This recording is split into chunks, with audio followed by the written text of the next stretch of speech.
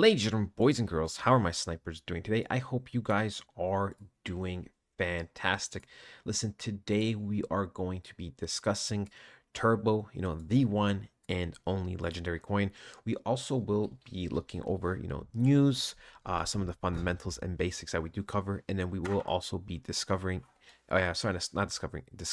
a few other things, ladies and gentlemen.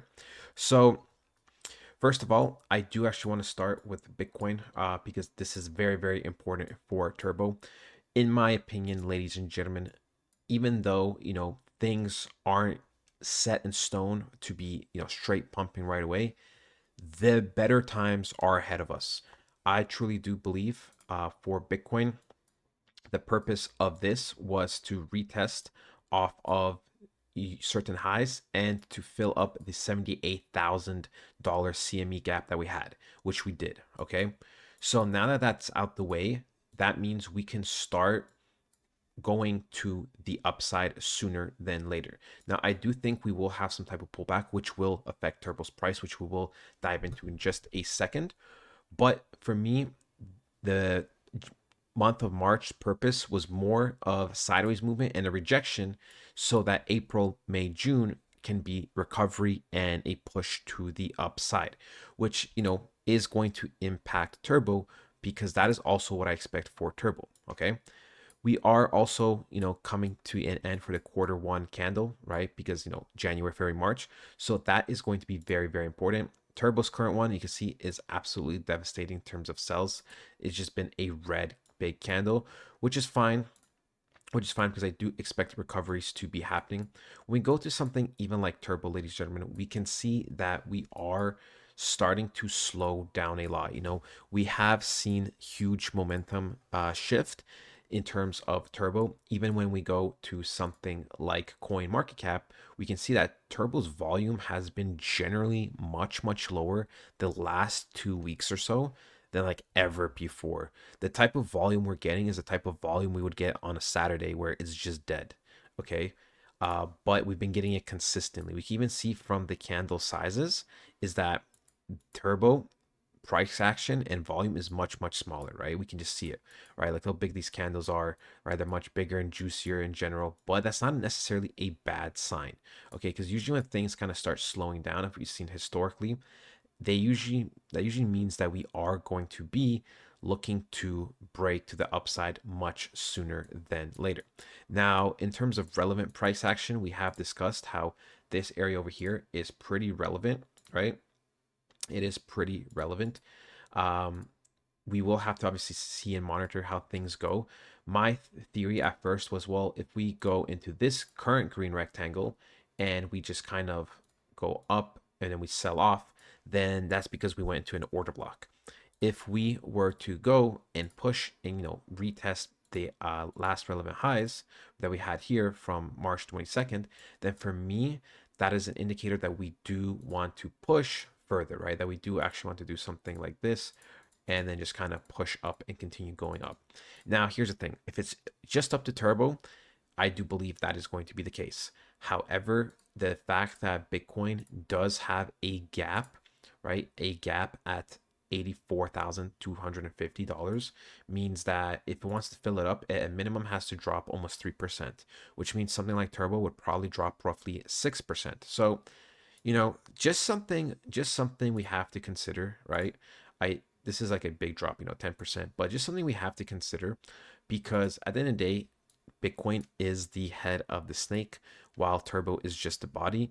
And there's nothing we can ever do to that, right? Like Turbo will never, ever, ever, ever, ever, um, you know, change. They'll never overtake Bitcoin. That is just the reality, right? I mean, it's most probably no coin will ever overtake Bitcoin. So Bitcoin will forever be the head of the snake. And that is just the way it is. When we go in terms of daily candles, it doesn't look the strongest at this current moment, right? I wouldn't have the most confidence of it pushing up higher if the candles do close like this, because then it's just big rejections, right? We can see we had a big push on the 22nd, but we had a big rejection candle. And now we're just kind of going into these candles and rejecting too heavily off of it. So I do expect probably a little bit of a pullback, especially if Bitcoin does decide to boo itself a little bit, right? That is something we could see very, very well.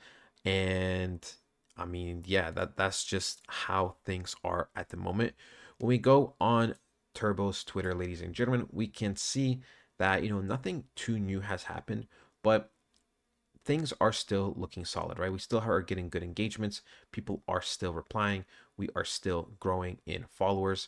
And that is what we love to see from Turbo. Super, super excited about this meme coin's future. You know, I am obviously going to be selling my coin. You guys have to sell your coin when, the next pumps come in, when altcoin season comes in.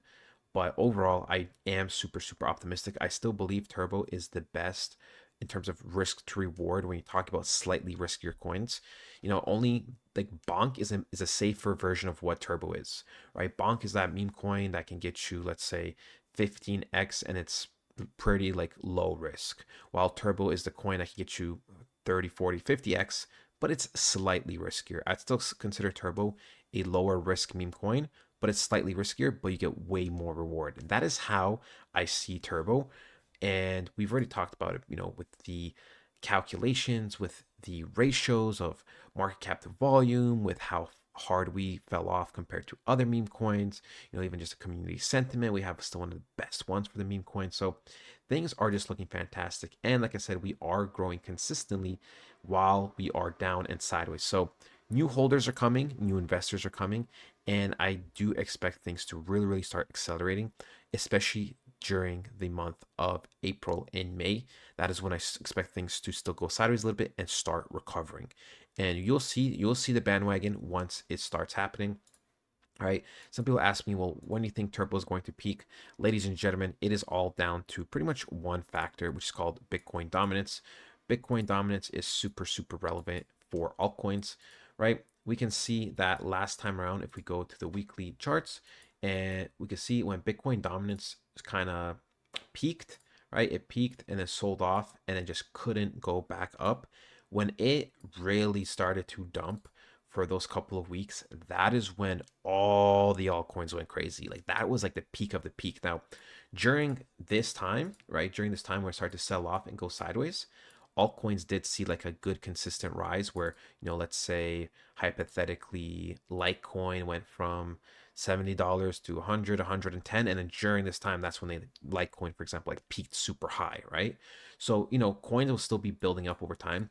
At this current moment, I do believe we are somewhere here, right, where the red line is in terms of in the cycle. I do believe, we are still having to have at least one or two more pushes, right? Something like this and like this to the upside. Once we go here, that's when I think we'll have a little bit of a sell-off, sideways movement, just the way we had it here, and a huge dump. Okay, a huge dump. And that is when Turbo is going to be in its prime. So the prime for Turbo is still far away, but that's okay, ladies and gentlemen. Hope you guys enjoy it, and I'll talk to you guys next time. Goodbye.